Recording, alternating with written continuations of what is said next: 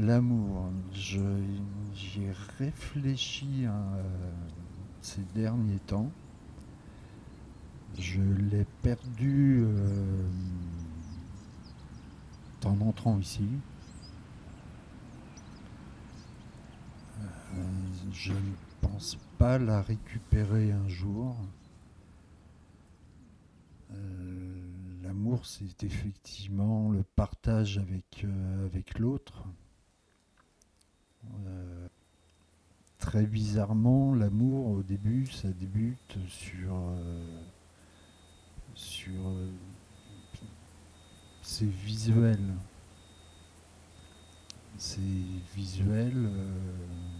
Pour ma part, ça a été un flash visuel qui était pourtant à une petite centaine de mètres.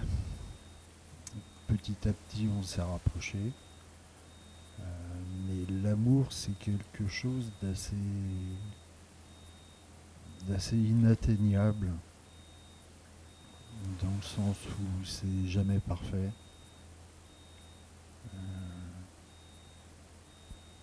On a souvent envie que ce le soit.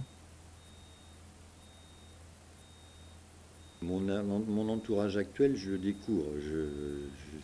Je suis arrivé hier matin, donc je découvre les gens, je retrouve avec qui j'étais à l'Escale.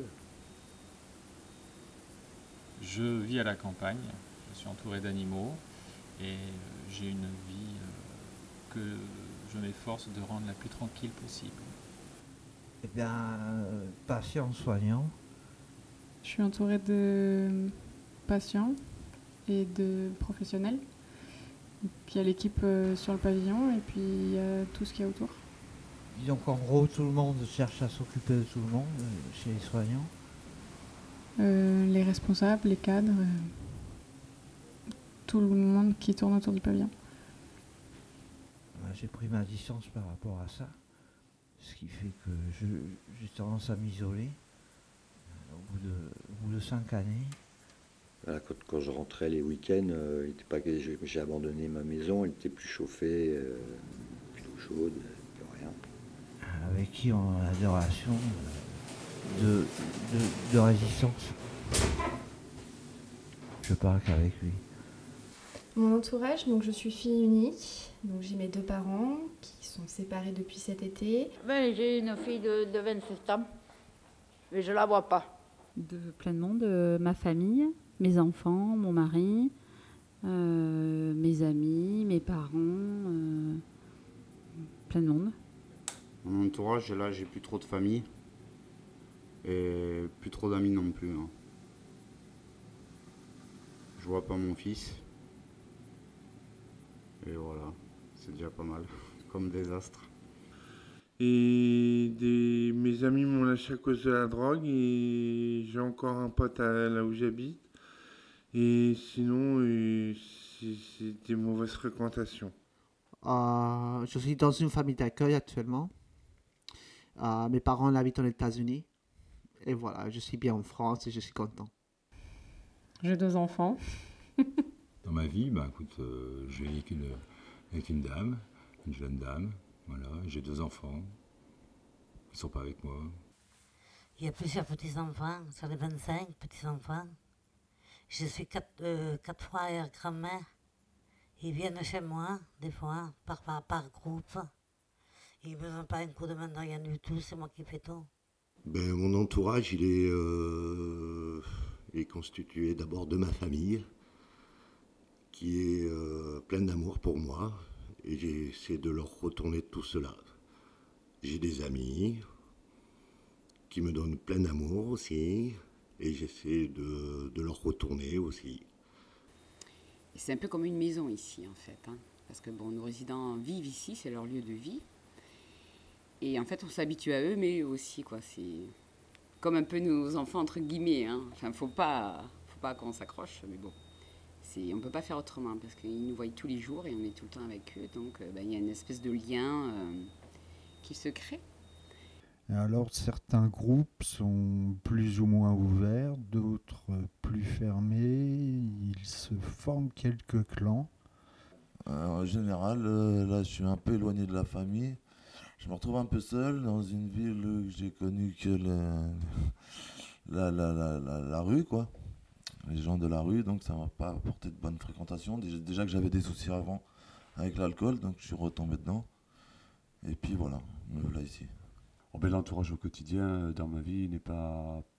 À part ma copine, moi c'est tout ce que j'ai. Bon, il y a de grosses ruptures avec ma famille, au niveau familial tout simplement. Mais bon, Après, dans le coin, non, il y a pas grand monde. C'est plus des personnes liées aux addictions qu'aux consommations. J'avais quelques relations, quelques amis, mais plus ou moins toxiques, que j'ai donc éjectés de mon environnement. Moi, j'essaie de m'entourer de gens bienveillants, des gens qui, je crois que quand on avance un peu dans un parcours de vie, on essaie de se préserver au maximum, donc de s'entourer de gens qui sont positifs, et puis de prendre de la distance avec ceux qui nous apportent rien, qui nous intéressent pas, voilà. Et ça, c'est valable aussi bien dans le cadre amical que familial. Après, mon entourage, c'est beaucoup les livres. Énormément, énormément, énormément. Je lis énormément, tout le temps. Mais voilà, ils m'aident beaucoup en tout cas. Dans la vie, dans le travail, dans les relations amicales, dans les voyages, dans tout quoi. Moi, mon entourage, c'est plutôt du côté professionnel. Tout est rapporté au travail. C'est une équipe pluridisciplinaire avec un psychiatre, un médecin somaticien. C'est compliqué de travailler avec les autres. C'est très compliqué. Surtout avec de l'humain, mais c'est ça qui fait toute sa richesse peut-être et toute sa complexité. Mon entourage m'aide. C'est compliqué. C'est pas si simple que ça. Je gère globalement toute seule. Hein. Et par moments, je leur demande de l'aide, oui. Il m'apporte un grand soutien moral, surtout dans mes études. Un soutien financier aussi. L'équipe, ils me soutiennent quand j'ai des difficultés au travail. Et les amis, ils m'aident à me décharger. Et par contre, la famille, du coup, ils sont pas du tout de ce milieu et c'est pas quelque chose qu'ils peuvent comprendre. En étant là et en veillant sur moi. En me permettant, on va dire, d'être le plus équilibré possible, probablement. Mon entourage est vraiment très compliqué. J'ai pas d'amis, j'ai pas de famille, je suis tout seul. J'ai vécu pas mal de choses, c'est-à-dire en Roumanie, j'étais un orphelin et ils ont tué mes parents. Ils ont tué mes parents. J'ai une famille qui me supporte malgré ma maladie. Ici, à Espy, ça se passe bien. Mais je veux m'en sortir. Je suis bien ici, je veux pas partir. Je suis pensionnaire, je vis avec 2 autres pensionnaires et on s'entend bien. Donc ici, l'entourage, après, ça se construit, on va dire. Famille, une femme, bientôt un enfant. En tout cas, la famille, pour moi, c'est quelque chose d'essentiel. Et je compte sur eux tous les jours. Dès que ça va pas, je sais très bien qu'ils sont là pour moi. Quand je rentre à la maison, du coup, je retrouve mon entourage. Donc c'est une autre journée qui commence pour moi. Autour de moi, on parle beaucoup du corps, en fait. Voilà, puisque même dans mon entourage proche, ce sont des personnes qui travaillent, qui font un peu le même travail que moi, ou qui travaillent dans le soin. Voilà, auprès de personnes qui ont de grandes difficultés à être en harmonie avec leur corps et leur ressenti corporel. Alors que dans mon entourage privé, je parle pas forcément du boulot, j'évite de parler du boulot à la maison.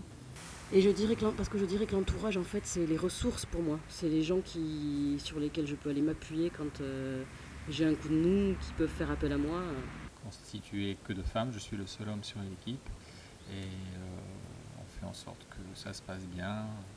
On travaille en binôme. L'environnement professionnel, si on peut décrire dans quel milieu on travaille au milieu de la psychose, alors que nous, on est dans un monde plutôt de névrose. En eux et comment regagner la confiance des proches.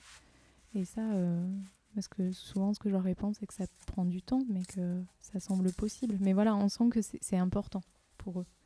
Mais, mon entourage, en fait, est très bienveillant à tous les niveaux. familial, amical, professionnel.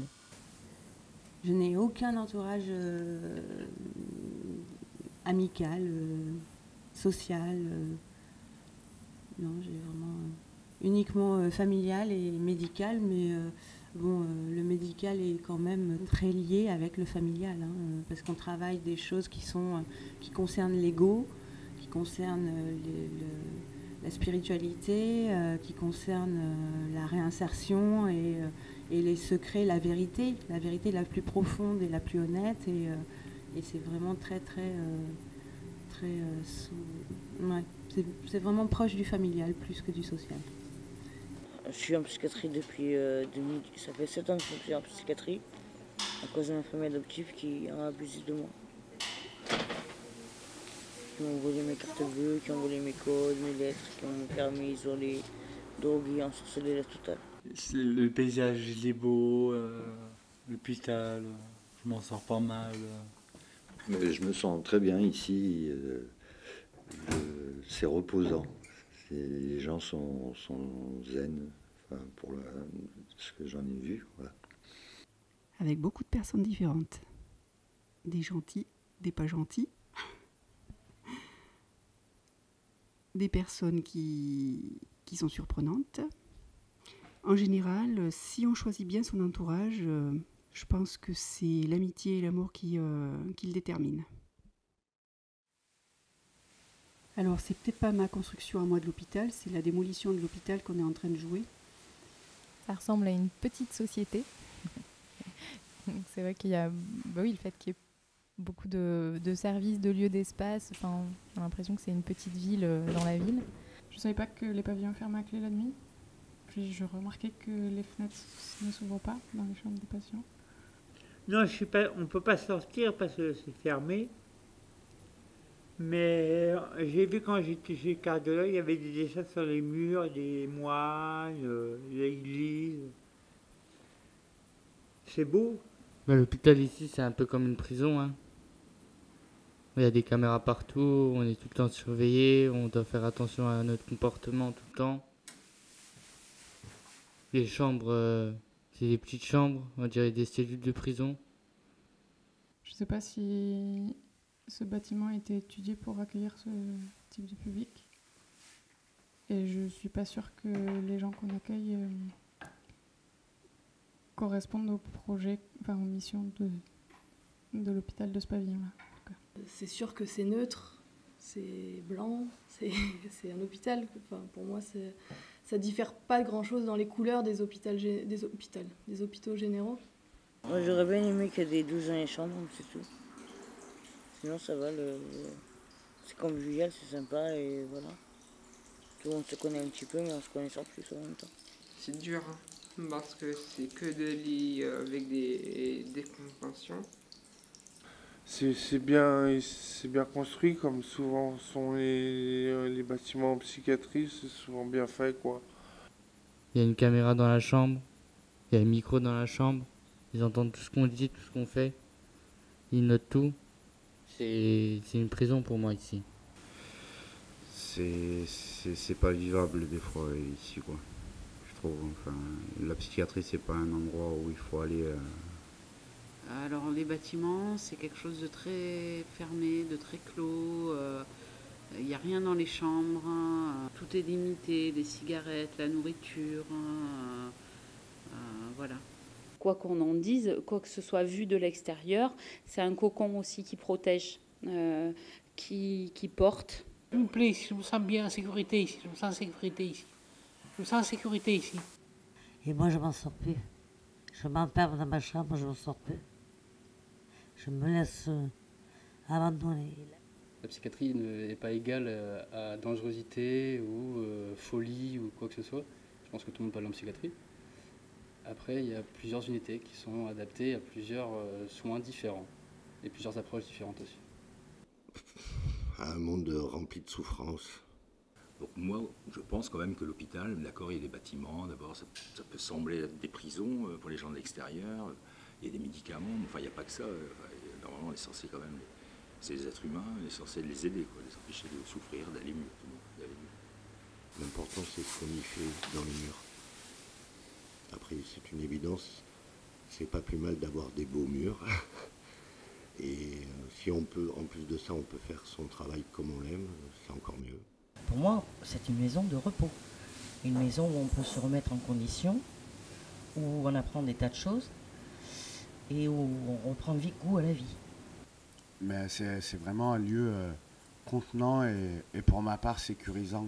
Puisque justement, si j'ai demandé à rentrer ici à un hôtel low cost.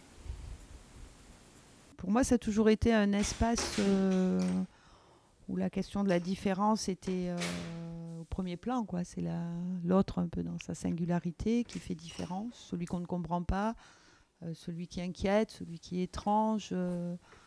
Voilà, l'hôpital psychiatrique, c'est aussi ça. Voilà, je crois que c'est surtout avant tout un lieu d'écoute bienveillante, et puis après derrière, voilà, on l'aide à avancer. On n'essaye pas forcément de la faire rentrer dans un moule, en fait. Je m'en vais demain et ça va pas me manquer. C'est quoi pour moi la liberté? Ça n'existe pas.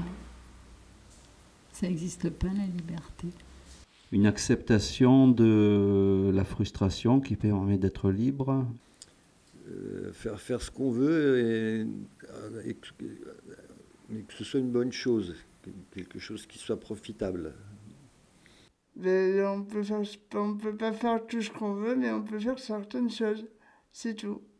On nous fouille nos sacs quand on rentre à l'hôpital pour voir si on n'a pas des couteaux, des choses comme ça, des choses dangereuses, du parfum pour le boire. Alors que celui qui veut vraiment, avec une fourchette, on peut tuer avec un couteau, avec n'importe quoi. On a la liberté de faire ça, mais c'est pas fait pour ça. Voilà, la liberté, c'est de faire les choses dont on a envie, du moment qu'elles sont bénéfiques pour le plus grand nombre. La liberté, déjà, c'est se sentir bien dans son corps, pour moi.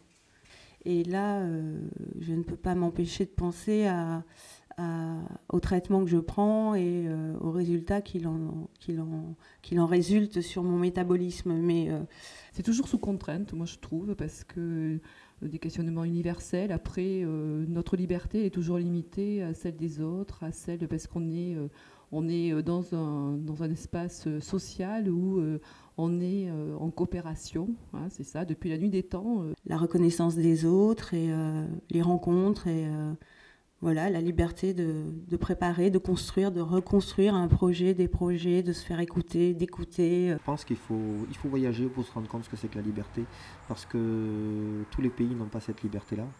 Tiens, il va falloir aller trouver un pays plus libre ailleurs, parce que ici, si c'est le bordel dans ma tête, c'est à cause de... Je n'utilise pas les icônes. J'ai l'impression d'être libre ici. On a une chance chez nous, c'est qu'on peut faire ce qu'on veut sans être trop jugé. On n'est jamais libre, complètement. Ici, c'est de se créer des espaces où on peut encore créer quelque chose, imaginer quelque chose qui n'existe pas. Pouvoir créer, voyager, en fixant ce qu'il y a dans la perspective. La liberté, c'est pouvoir aller et venir comme on veut. Sauf qu'on n'en a pas tous les capacités. C'est de plus en plus difficile parce qu'on veut que tout soit cadré, maîtriser tout, et où on revient de tout, d'être resté un peu naïf et de se laisser un peu surprendre. Je pense que la liberté, ça peut être autant une liberté ridicule, celle de savoir à quelle heure on se lève le matin, ou à quelle heure on choisit de se lever, si on peut avoir cette liberté-là. La liberté, c'est la liberté de parler, d'exprimer, de penser, même si on est énervé ou... Moi, par exemple, quand je m'énerve, c'est que je pleure. La liberté, c'est d'être... c'est pour me mettre tranquille, tout seul. La liberté, c'est qu'il n'y ait personne à nous embêter. La liberté, être libre de tout. Heureuse, ouais. Vivre à l'extérieur, avoir un appartement, des choses comme ça. Enfin, vivre en dehors de l'hôpital, voyez-vous. La liberté, c'est être heureux dans la vie. Et continuer et avancer dans la vie. et d'aimer les autres. Ça représente la statue de la liberté qui est à New York. Quand tout se joue, tout va bien, on met la chance de son côté. Si moi, dans un foyer et après mon appartement, avoir un chien et avoir mes amis qui ont de la bonne fréquentation, pas de la mauvaise fréquentation. Ça serait d'avoir l'argent que je peux avoir pour vivre et pour vivre ce que j'ai envie de vivre. Je sais pas, je ferais du sport, de moto, voiture, avec mon fils. La liberté, c'est être heureux. Déjà, rien que être en capacité de ne plus souffrir et de pouvoir construire une pensée, c'est déjà énorme. Moi, j'avais la liberté d'aider quand je pouvais. Je rangeais les tables, je mets les couverts, sans que personne me force. Je suis quelqu'un qui, en fait, aime beaucoup aider les autres. Je ne pense pas toujours à moi. Style aller voir les copains, faire un petit restaurant, faire un repas. Ce qui me plaît, c'est-à-dire de faire de la musique. Et je voudrais être seule avec mon mari, parce que mon mari est très malade. Être bien, sortir un peu, parce que je ne sors jamais. Faire des courses, par exemple, je ne sors jamais. La liberté, c'est l'autonomie. On a un peu perdu le sens de ce mot, parce qu'on en a tellement peu. Alors je crois qu'il faut se l'organiser, la liberté. Il faut se l'organiser dans sa tête. Je suis passionnée d'équitation et de chevaux, et c'est de monter à cheval en pleine nature. Voilà la vraie liberté. Actuellement, je suis amoureux, j'aime très fort, on m'aime, et pour moi, c'est ça qui me rend libre. Je suis libre, c'est ça qui me rend ma liberté. Ici, on est dans un pavillon fermé, donc les patients ne peuvent pas sortir.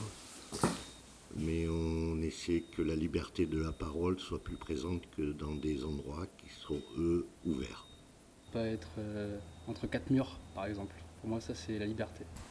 J'ai connu des endroits où on n'était pas libre et les gens étaient heureux, et j'ai connu des endroits où on était libre et les gens étaient malheureux.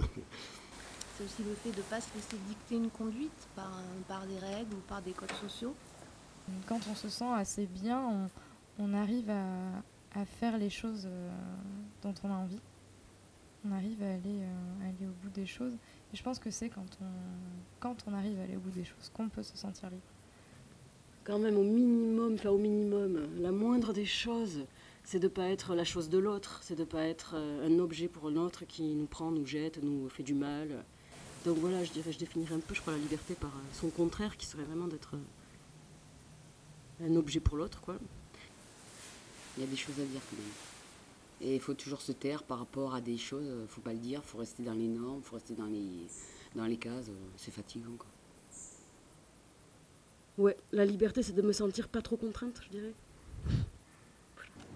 Parce que la liberté, c'est l'ouverture des portes. Tout est ouvert partout et ouais, ça peut faire peur. Berbère, dans les montagnes, un petit chalet. Bon, maintenant, il y a des véhicules. Hein. La liberté, pour moi, c'est la vie.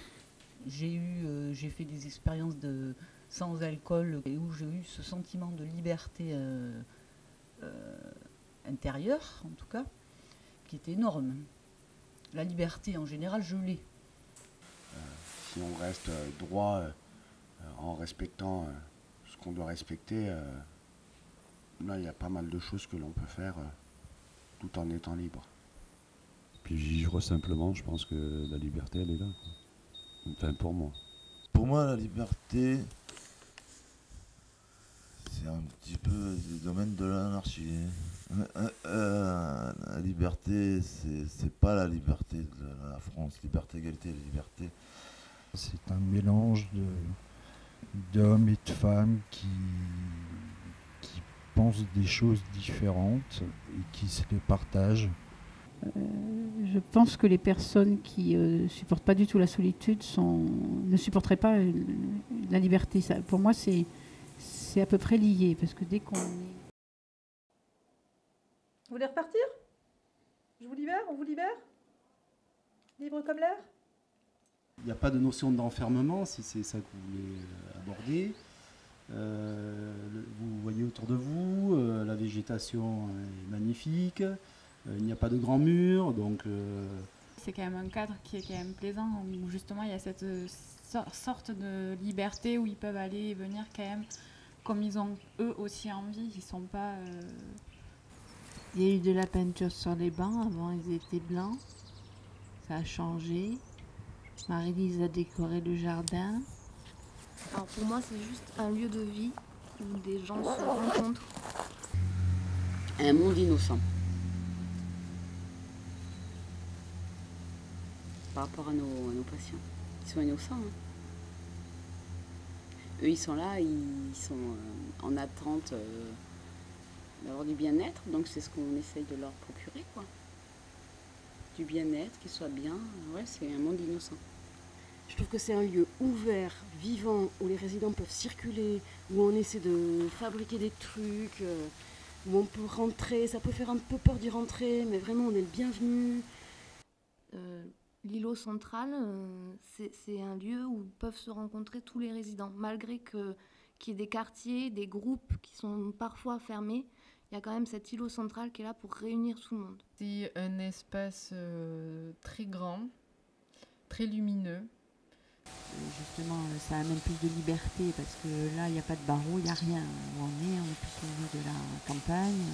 Voilà, ça manque d'intimité, quoi. Voilà. Donc plus de lieux pour s'isoler un petit peu, ou par petits groupes. Hein. Ces silences, ces absences, voilà, c'est un espace. Pour moi, c'est un espace ouvert, on va dire, ouvert à d'autres représentations. Elle est où la solution? Il faut s'accrocher. La solution, je ne sais pas, il faut demander de l'aide. Il faut pas rester tout seul. Et il faut se détacher des personnes nuisantes. Être équilibré dans ses choix et être équilibré dans son accompagnement et faire ce qu'on souhaite, faire le mieux pour les autres, comme on aimerait que les autres fassent le mieux pour nous. Voilà. Donc c'est travailler toute sa vie à la recherche de cet équilibre. Et si on le trouve, eh bien, tant mieux. Et si on ne le trouve pas, eh bien, tant pis, de toute façon. Ce que je fais le matin. Je bois le café le matin. Voilà, c'est ça la solution. Et moi, ça fait une semaine que je ne prends plus aucun produit, ni médicament, ni cigarette, ni alcool, ni rien du tout. Ni colorant, je fais attention à tout ce que je mange, à bien manger, et je me sens beaucoup mieux tout de suite, quoi. La solution, elle est à l'intérieur. De toute manière, elle est à l'intérieur. Il n'y a pas de solution miracle pour faire ce qu'on veut. Un climat paisible, un point C, point barre. Et puis voilà, pour pouvoir créer. Trouver des endroits qui te soient en sécurité et ça arrive naturellement, sans que tu le forces. Moi je sais pas. La solution, c'est d'attendre le feu vert des docteurs qui nous lâchent. Je sais pas trop encore, pas trop de projets encore. Enfin, je verrai bien plus tard. L'ouverture sur l'extérieur, l'ouverture sur les idées fixes, sur les préjugés, sur la peur que peuvent avoir les gens des personnes en situation de maladie mentale ou inversement du coup, et de cet enfermement ou de ce repli sur soi. D'être compliant. La solution, c'est de rester à sa place. Dans les médicaments, hein, c'est le seul moyen de s'apaiser, prendre son traitement et éviter l'hôpital. J'en sais rien du tout. J'en sais rien du tout, ouais, la solution. Mais il faut aussi savoir participer. Pour moi, c'est ma solution. Elle est où la solution? Sûrement dans le passé pour éviter de refaire les mêmes bêtises. On n'a qu'à regarder en arrière pour voir vraiment ce qui s'est passé, pour comprendre. Et après on va de l'avant pour tout oublier. Il faut avoir le courage de se relever tout seul et de se débrouiller tout seul, tout ça. C'est le partage, la tolérance, elle est dans le fait qu'il faut que je partage les contraintes avec d'autres personnes pour justement m'en créer un peu plus de liberté. Voilà. De par ma toute petite expérience, on a plus de mal à résoudre des problèmes seuls. Donc la solution est dans l'échange. Et je pense que c'est aussi pour ça que dans des milieux comme le nôtre, on travaille en équipe. Je pense qu'elle est beaucoup dans la communication. Et s'écouter les uns les autres. Ce qui manque ici. Enfin, qu'on s'écoute et qu'on s'entende. D'accord ? Voilà. Qu'on partage. Enfin, moi j'aime ce que je fais, de continuer là-dedans, à rester optimiste, positif, bienveillant. Continuer à se former, à être disponible aussi pour l'échange avec les autres, et que ce soit, quel que soit l'autre, que ce soit collègue, patient. Maintenant, la solution, je sais pas. Oui, bien, donc, quel système on vit, quoi. Il y a des solutions à trouver, vous. On a beau voter, hein. Regardez ce qu'il y a aujourd'hui. Quelle solution? Une solution de quoi? Je ne sais pas s'il y en a une et je ne sais pas si c'est souhaitable qu'il y en ait une. Le PAC, l'argent, c'est un moment, il y a l'argent, ça a un pouvoir certain sur l'homme, l'argent. C'est tout, merci. Mais on devient tellement individualiste parce que les gens, ça revient toujours au même, quoi, l'argent. Vous voyez, le problème, c'est l'argent, quoi. Les gens, ils disent rien, pourquoi? Parce qu'ils ne veulent pas perdre leur boulot, sinon ils n'ont plus d'argent, ils ne peuvent pas vivre. Donc en fait, qu'est-ce qui tient le monde, quoi? C'est l'argent. Quand tu me dis elle est où la solution, pour moi tout de suite ce qui me vient en tête c'est la vitesse à laquelle la Terre se dégrade. Je pense qu'à partir du moment où on a compris qu'il n'y avait pas franchement de solution, eh bien on apprend à mieux vivre. C'est des choses comme ça qui sont terrifiantes et on se dit mais comment ça se fait qu'on ne trouve pas de solution justement? Moi j'ai pas de descendance, j'ai pas d'enfants, je ne me préoccupe pas de ça, mais je trouve terrifiant la vitesse à laquelle on est en train de saboter notre propre environnement, quoi. Et voilà, la solution pour moi aujourd'hui, ce serait de parler de ça, et malheureusement, des solutions, j'en vois pas. Mon état d'âme, c'est que il y a beaucoup de riches, et il y a beaucoup de riches, et il y a également beaucoup de pauvres. Mais je crois qu'il y a plus de pauvres que de riches. Et malheureusement, dans la société d'aujourd'hui, ça pose quand même un petit problème, voilà. Mais en gros, ce que je peux dire.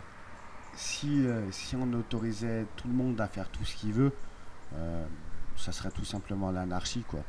On s'en sortirait plus et ça partirait en cacahuète pour parler poliment. Et donc, la solution, c'est quoi? Que cette planète, elle explose et qu'on recommence. Vous voyez? Qu'il n'y ait plus d'êtres humains, quoi. Ce serait le mieux. Ah, mais c'est sûr, hein. La solution, c'est d'être calme, à l'écoute, temps de sieste. J'étais en Périgord quand même, manger du foie gras malgré le canard. J'ai visité les coins, les bâtiments, bien manger, bien pour son entraînement. Mais pour moi, c'est du chagrin. Et j'aime pas trop ici, c'est tout. Voilà, la solution est un peu incertaine, à vrai dire. Nous, on apprend à travailler avec des hypothèses, parce que la solution, il n'y en a pas, il n'y a pas de solution toute faite. Solution toute faite, ça n'existe pas, je crois. Il faut la créer, il faut la travailler. C'est un travail d'équipe. Voilà, c'est quelque chose qu'on ne peut pas faire tout seul dans son coin. Qu'est-ce que je véhicule corporellement? Qu'est-ce que j'en dis, moi, de mes propres ressentis corporels? On dit tout le temps que c'est le cordonnier le plus mal chaussé. Mais est-ce que ça vaut aussi pour les psychomotes? Est-ce qu'ils sont... Ils arrivent bien à avoir à se poser cette question sur le ressenti corporel des personnes qu'ils ont en face d'eux, mais est-ce que se pose la question Dans mon cas, dans le temps. Il faut du temps pour la trouver, parce que il n'y a pas une seule solution. Je pense que c'est une multitude de... Pour pouvoir se donner un objectif dans la vie et pouvoir arriver à le concrétiser. Parce que si on ne s'aime pas, si on ne s'écoute pas, on ne peut pas se sentir bien dans sa peau et on ne peut rien apporter aux autres. Déjà, ça serait de me soigner, de me réorienter. Il faut que je change de travail, j'ai pas le choix. Moi, je serais coach sportif. Parce parce que c'est un métier qui me passionne et j'aime vraiment beaucoup ce métier-là. Et ça permet de se défouler, de canaliser, apprendre des choses aux jeunes. C'est un très bon métier pour moi. En tout cas, moi, personnellement, je vais me donner tous les moyens avec les outils qu'on m'apporte ici pour tourner cette page. Mon voir a été plutôt être dans la musique comme mes parents. Mon père était contrebassiste au National, à l'Orchestre National de France. Alors peut-être que je pourrais faire une autre vie après, je sais pas. La solution dans la révolution. Oui, voilà, cette révolution intérieure, cette révolution qui peut être sociale, cette révolution des idées. Voilà, je crois que les solutions peuvent venir de là, sur ce foisonnement un peu d'idées créatrices, des fois de devoir renverser un peu la table, sur la subversion aussi. Voilà, dans ce qui dérange. Voilà, pour moi les solutions peuvent être là. Le fait de pouvoir compter quand même sur quelqu'un de proche, de savoir qu'on a quelqu'un à côté de nous, pour moi c'est réconfortant et ça fait partie d'une solution. Alors à quel problème, je sais pas, mais en tout cas ça donne les ressources pour avancer, d'être entouré, je pense. Voilà, et d'être épanoui dans sa vie, de profiter des instants qui sont simples. C'est s'épanouir et justement savoir pourquoi on est sur Terre, peut-être. La solution, c'est le sexe. Pour le moment, c'est ça. C'est le plaisir qu'on n'a pas. Les plaisirs qu'on n'a pas, c'est de les rechercher. Et c'est ça la solution, je crois. Rechercher ce qu'on n'a pas. Courir après quelque chose, une carotte. Bon, voilà. Je dirais que la solution, elle est là, la solution. Dans cet équilibre entre garder le plus fou qu'on a en nous et en même temps qu'on puisse quand même être en lien avec les autres, avec ce plus fou. Elle est là, la solution. Moi, ce qui me plaît surtout, c'est le cloître intérieur. Le petit cloître là où il y a le jardin.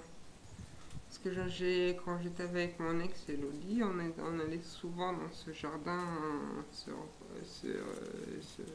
faire des bisous, des câlins.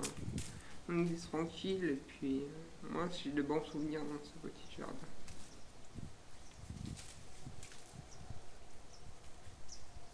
Actuellement, pour moi, la solution, et c'est ma solution, il faut aimer, il faut être amoureux. Voilà, il faut aimer. C'est l'amour pour moi la solution.